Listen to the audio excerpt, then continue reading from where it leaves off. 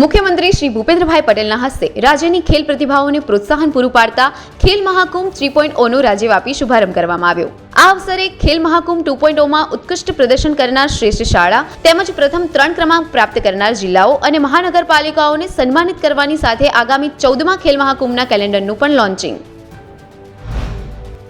Ease of ટ્રાન્સપોર્ટેશનના અભિગમ સાથે રાજ્યના કુલ 32 માર્ગો પર નવા મેજર માઇનોર પુલોના બાંધકામ માટે ₹778.74 કરોડ ફાળવવાની દરખાસ્તને મંજૂરી।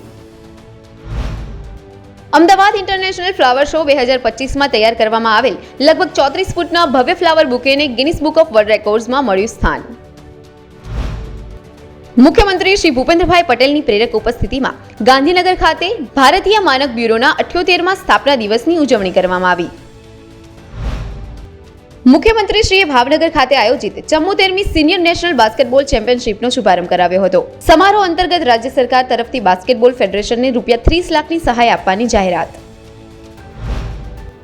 ભાવનગર ખાતે vibrant Bhavnagar vision 2030 trade and industrial expo યોજાયો।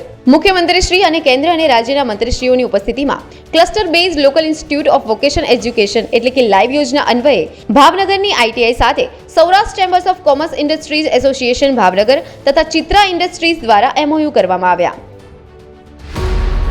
વિકસિત ભારત, વિકસિત ગુજરાત।